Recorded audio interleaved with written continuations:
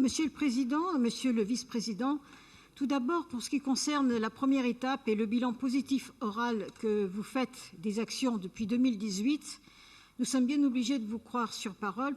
Nous pensions que la Commission aménagement du territoire allait bénéficier d'un rapport circonstancié. C'est assez étonnant, mais nous n'avons rien vu. La nouvelle mouture, elle, est plus ambitieuse, en termes notamment d'actions éligibles, sans prendre pour autant d'engagement financier global, et l'ouverture aux communes de plus de 20 000 habitants en métropole nous paraît incongrue dans le cadre de dispositifs. Or, le sens même de cet objectif est de revitaliser les centres des petites et moyennes villes en contribuant notamment à l'emploi hors des métropoles, la mise en valeur de leur patrimoine culturel, économique, etc. Nous sommes très réservés, pour ne pas dire plus, sur cet élargissement, car nous estimons que les objectifs de développement des grandes villes de métropole sont déjà très bien définis dans le cadre du CPER et des contrats d'agglo. La loi NOTRe, il faut le dire, c'est vrai, reste ambiguë sur le partage des compétences à ce niveau entre la région et les métropoles, mais cet élargissement nous laisse à penser que nous sortons complètement de l'esprit de ce dispositif puisqu'il a lieu d'apporter aide et soutien au développement de nos territoires.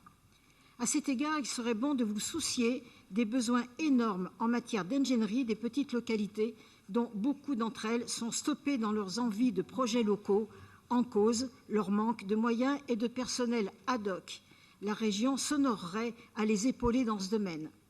La métropolisation outrancière qui a affaibli considérablement et durablement le modèle de développement territorial des villes moyennes ne sera pas contredite malheureusement ni remise en question apparemment par ce rapport. Pourtant, la décroissance de la population doit rester l'élément majeur de revitalisation, contrairement aux aires urbaines et qui a augmenté de plus de 37%. Le dispositif contrat région, cœur de ville, est une réponse à une prise de conscience trop tardive de notre point de vue des ravages de la création de centres commerciaux en périphérie, auxquels s'ajoutent les conséquences manifestes de l'ouverture le dimanche de la grande distribution, sans que la population locale d'ailleurs ne soit jamais consultée.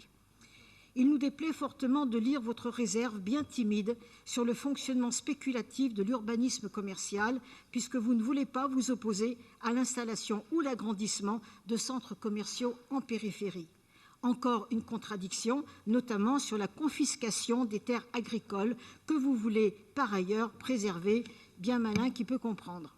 L'ambition du programme était aussi que les projets cœur de ville soutiennent la vie locale, garantissant notamment la sécurité en centre-ville, question que vous n'abordez absolument pas. Toute cette mobilisation est honorable et fondée, mais tant que le développement de ces territoires ne sera pas centré en amont sur une volonté localiste, en contradiction formelle avec le modèle métropolitain, nous estimons, avec cet élargissement sur les métropoles, que vous préférez l'élargissement politique de vos compétences à celui de l'intérêt des petites et moyennes localités qui en ont le plus besoin.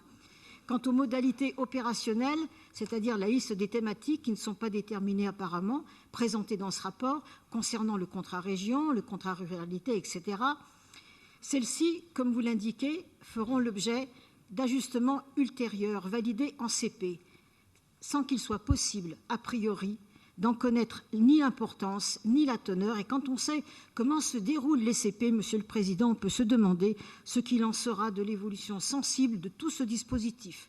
Si l'ensemble des élus régionaux ne peuvent en débattre démocratiquement, alors ça pose question. On sert à quoi ici ? Nous reconnaissons l'utilité, bien sûr, de faire adopter par la CP les projets finalisés avec les collectivités concernées, mais la perspective, je finis, de faire passer des orientations différentes dans les thématiques. Merci, Madame Morel.